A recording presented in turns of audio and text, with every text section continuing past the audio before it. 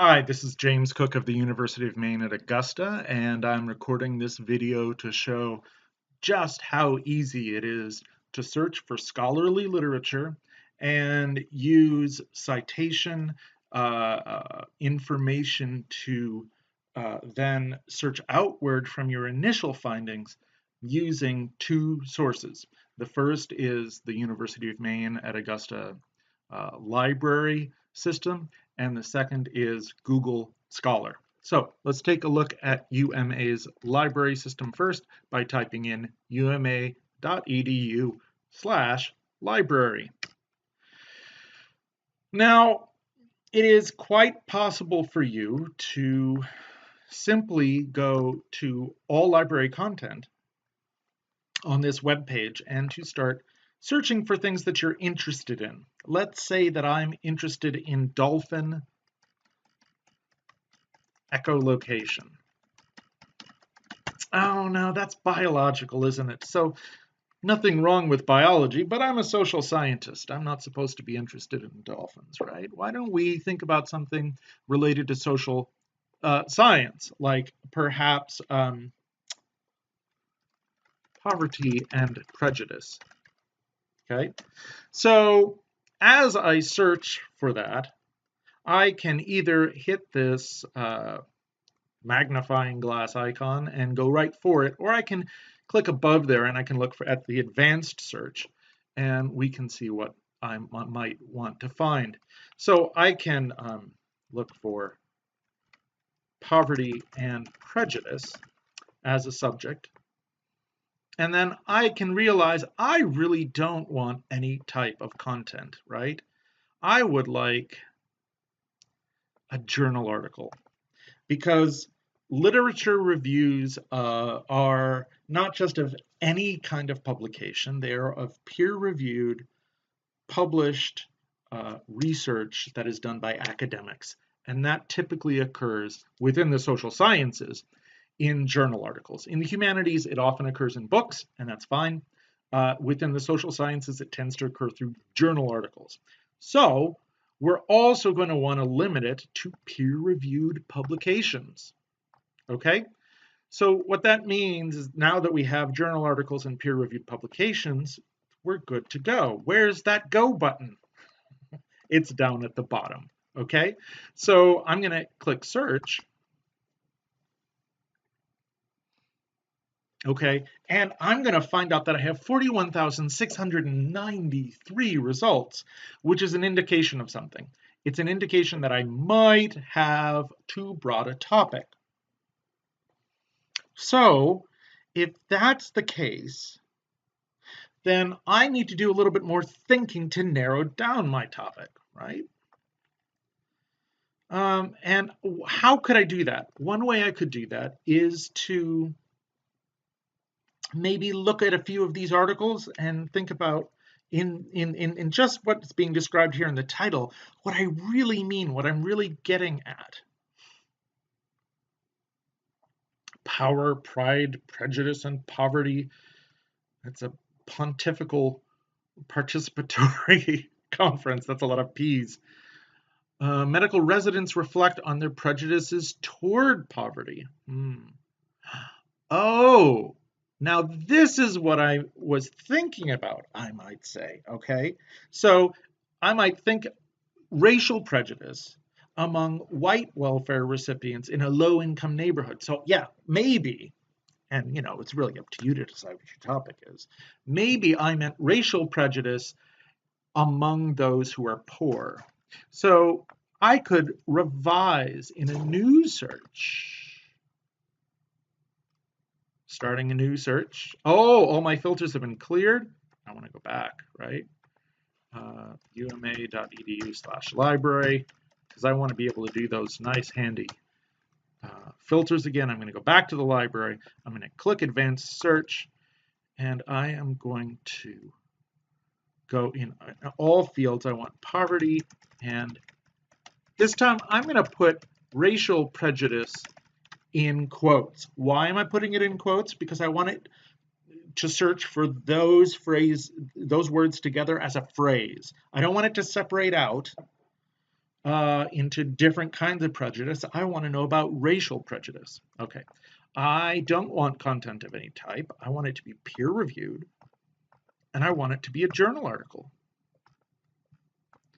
Okay, and now I'm going to search again. And this time I have many fewer articles. 3,674 is still a lot, but I'm okay with that. And I'm going to start looking through. Okay. Um, and I'm going to come upon interesting articles like this: a black benefit, racial prejudice among white welfare recipients in a low income neighborhood. I say to myself, boy, that's exactly what I'm interested in. What can I do? Well, one thing I can do is that I can mail myself this citation by email. And I could type in my email address, which is james.m.cook@maine.edu. So I could send myself that citation so I don't forget it. I could also get a link to it, a permanent link, so that whenever I'm logged in, I can go back to it. I could copy that and, right. My clipboard is the thing you copy and paste with on a computer. I can also get the citation, and I let me show you again, click the double quotes, and that allows me to get the citation in a number of formats, including the ever popular APA, American Psychological Association, the Chicago style, which is what most sociologists love, and MLA, which is what most humanities people love. Those are the big three citation styles. I like Chicago because it preserves someone's first name, which I like. So I can copy that. It's lovely. And I can even put it in my literature review as a copy paste. I can print it. It's great. But more than just copying and pasting in a citation, I can actually read the thing. So that's what you really need to do. And so look for that journal article full text online link, because when you click on it and you're logged in to your University of Maine system account,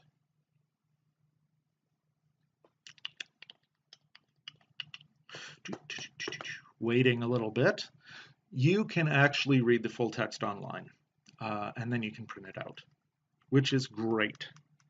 And as you read this, hang on, it's still loading. As you read this, we'll talk about how to read a journal article in future. I just want you to get familiar with how to search for articles. You can print it out, you can read through, and you can not only read the text, but you can begin to look through the citations that this article makes. Let's say you read it and find it to be quite interesting. Well, then you go to the references section where it has the full citations, and you can begin to look through. And if there's a particular reference that's made in a paragraph that's really interesting to you, well, look, now you have something new to read that is related. And you can expand your set of citations and references that way, which is great. So that's a lovely thing that you can do with the UMA libraries. It's always interesting to click on the ... the ellipses, as an English major would say, because that means there's a little bit more that you can do here. You can also export it. If you have a piece of software that collects citations, you can do that. Most people don't like to do that, but that's okay. That's a good start. Now, I want to show you, however great this UMA system is, and one of the great strengths of the UMA library system is that it has a number of journal articles that you can't get anywhere else, as long as you're logged in through your university system account. I could also search, let's do the same search, poverty and racial prejudice. I could do that search on Google Scholar, which you would get to by typing in your browser, scholar.google.com. And it is like a Google search engine, except for scholarly, academic, peer-reviewed articles. and anyone can use it for free. You don't have to log into anything. Okay, so the neat thing about this set of results is that it is a little bit like the UMA search engine, but it has a few extra um, features. Okay, so one thing that it has as a feature is that you'll notice on the right there are some things that say PDF, stonybrook.edu, PDF, harvard.edu, things like that. When there's that link on the right, it is a link to something that you can read for free. You can read these articles for free, which is great. Most of these articles will be available for you to read for free as a UMA student at the UMA library site. So that's not altogether new. But here's a couple things that you can do that are really neat. Okay, just like before, you can click on the double quotes here in Google as well, and you will get the citation in a number of formats. That's great because it means you don't have to type that in all over again and make some mistakes.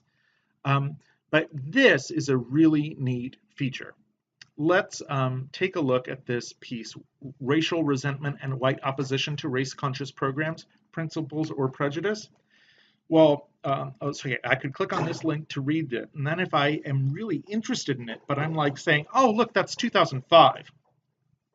And imagine you want to find out what's happened since 2005.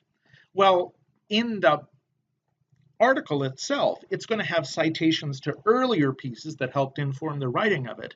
But the neat thing that Google does in this cited by 287 link, and the one above says cited by 87, right?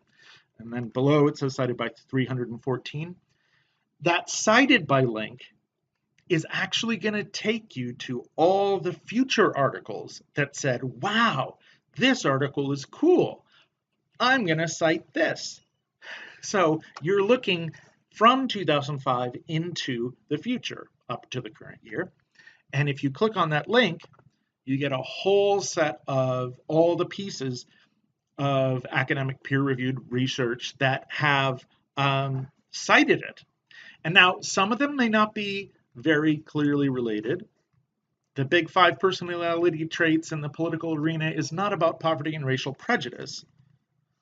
Oh, but here's an interesting one. How explicit racial prejudice hurt Obama in the 2008 election, a two-dimensional model employing explicit and implicit attitudes to characterize prejudice. Oh, interesting, right? You might find new pieces that take that piece and move forward with it in an interesting way, which would be really, really cool. Do white Americans oppose race-targeted policies? Race, work ethic, and America's deserving poor. See, that's in 2013, forward in time. A really handy thing to be able to do if you're trying to understand how the literature in which, in research, people cite one another, how it moved forward from this place that you really admire to some place that you haven't learned about yet. So try out Google Scholar, try out uma.edu/library, and you'll find that you have a lot of opportunities and a lot of options. Another neat option, by the way, is that you can sort in both by times. You can find something that's recent, or you can find something that's old. You can sort by date, all kinds of things to do. I've just given you a start in terms of figuring out how to carry out those searches and how to make use of them when you're trying to learn about a topic and figure out what researchers have done before.